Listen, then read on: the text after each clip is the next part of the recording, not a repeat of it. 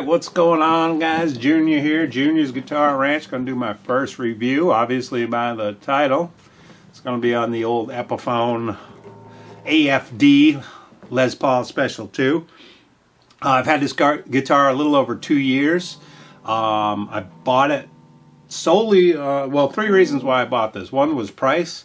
I was getting back into playing guitar and I didn't know whether I'd play a lot, because mainly I've been playing for a couple weeks and then I get sick of it, or a couple of months, so I didn't want to spend a lot, so I went in with a $300 budget. When I went to the store, this was on sale. It was a little package with the practice amp and a gig bag and all that worthless crap, but it was really cheap, and I traded in an old acoustic I had that I never played. So basically I walked out of the store for $165 and traded an old acoustic that I had paid 50 bucks for. So it was a good deal. The practice amp, I'm not going to demo. I don't have it. I loaned it to somebody. It was okay. It served its purpose. It's actually a decent little amp. But it lasted a few months before I had to replace it with something bigger and badder and louder. But anyways, the guitar itself, man, don't know all the specs. I'm not a spec guru on these guitars. I'm guessing it's a mahogany body with a mahogany neck and a flame maple veneer on top of it. I don't know.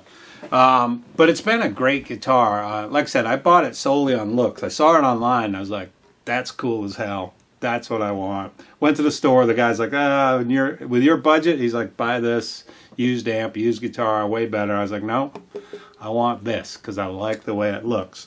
And that's what made me play, I think, because I had it on a stand. So when I'd see it, I'd be like, damn, man, that's a good looking guitar. I want to play it. And that's why I bought it, solely on looks. And like I said, I wanted a Les Paul body. And it worked. It worked. I like playing it. I like the way it looks. It feels good. It's light. Let's have a little sip of beer there so we can keep on moving. Get on the old clean channel. I'm recording right to the camcorder here. I thought it sounded just as good as using a mic on the amp hooked to my mixing board, so hope it's good enough. This guitar though, great guitar. I liked it too because it had the built-in tuner. I'm not going to show you all these fancy close-ups, but it's got a little tuner here on the bezel on the bridge pickup, and I like that feature because I didn't have to fuck around with the tuner. I've now switched to a snark tuner though, just a little easier for me. And plus, this tuner, you have to have the volume up for it to work. And you know, when you're jamming with other people, or you know, now I'm playing in a band, you don't want to be tuning with your, you know, everybody's like, what the fuck? So I've switched to a snark. But anyways, it's been a great guitar. It's just now starting to, I've made a few adjustments on it myself. I lowered the action a little bit after I got it, and it's just now starting on the G string up in the 12th fret. It gets kind of fret buzzy. So it obviously needs another adjustment again, maybe a truss rod. I'm not an expert on it. Truss rod, or raise the bridge back up, but you can hear it. It's a little buzzy up there. And this just started a few weeks ago. Because I've just now, about a month ago, I started playing in a band. So this guitar is in a case and getting thrown around a lot more now. But that just started. So, but other than that, I haven't had many complaints about it. The nuts on these plastic nuts on these low-priced guitars, they're never perfect. So the open chords always sound a little wonky to me, like they're a little sharp, especially on the G string. I would like to have the nut replaced, have it professionally replaced, put, you know, a Graph Tech in there or simulated bone or whatever, but just have it cut so the open chords are more perfect than what they are right now. It's just, you can tell, you know, it's not perfect. I have an Agile Les Paul. It sounds a lot better. The intonation I adjust myself. It seems to be pretty good. I like the necks, nice and slim. I just like everything about the guitar. So I'm hooked into a Hot Rod DeVille 410. All the EQs at noon. A little bit of reverb, as Mark says over there on Norman's Rare Guitars. Like I said, I'm using a Canon HFS 20 camcorder with the Canon, I think it's called the DM100 boom mic, which I think sounds pretty good. So we'll go through. I'm on the neck pickup, which is pretty much where I live. I got the volume of the tone all the way up to 10, which is pretty much where I live. I don't ever change pickups. I kind of like the neck pickup all the time. So here's the clean tones. You know, it's not perfect. The amp's not perfect. So that's the volume all the way up, tone all the way up, neck. Here's both of them.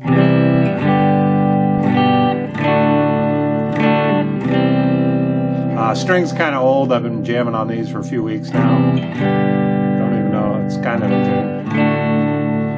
And then we go back on the bridge. Really bright. And supposedly these pickups are a little better than the stock Epiphone Les Paul Special 2. But I pretty much live on the neck pickup.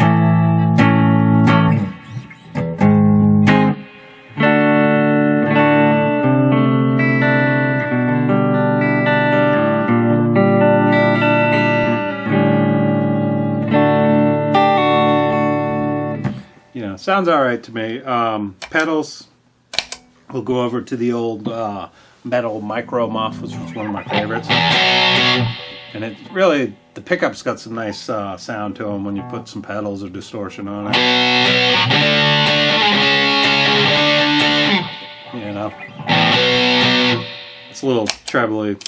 Go to my MXR Prime distortion. It's kind of a mellow distortion pedal.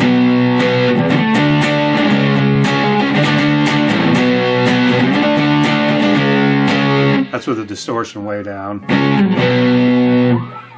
Uh-oh, gaps.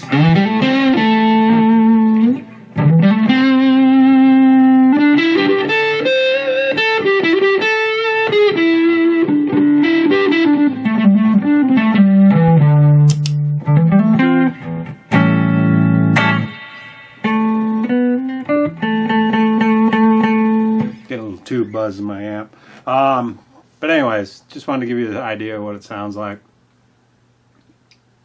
One of the best things I've done to this guitar, and I did this a couple weeks ago, the coating, I don't know what they call it, the clear gloss, poly coat, I forget what they call this shit. Really thick on these. And as you can see, hopefully as you can see, how shiny the body is in the neck. I took some Scotch-Brite too. You just buy, you know, those green Scotch-Brite pads. And don't worry about getting the scratch resistant one, just get the green ones. Takes that coating right off, and that's the best thing I've done to this guitar.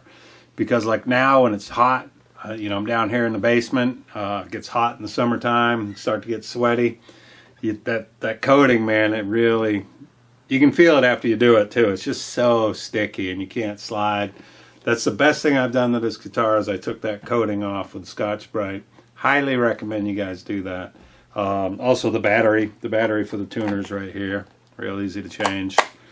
That's it. You know, bolt on neck. It stays in tune really, really well. I was very surprised that the tuners, they don't feel the greatest, but this guitar stays in tune really good. I'm pleased with it. So overall, I don't have many complaints other than the nut. The nut's a little wonky. It's a great guitar, and I forget, I think it's $200 just for the guitar. It's a little T-Rex phaser.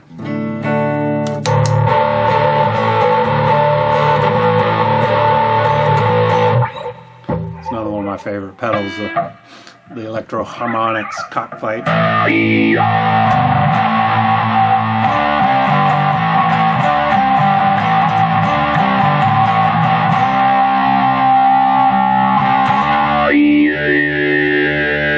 Use the expression pedal and change the sound. I can't really use it very good.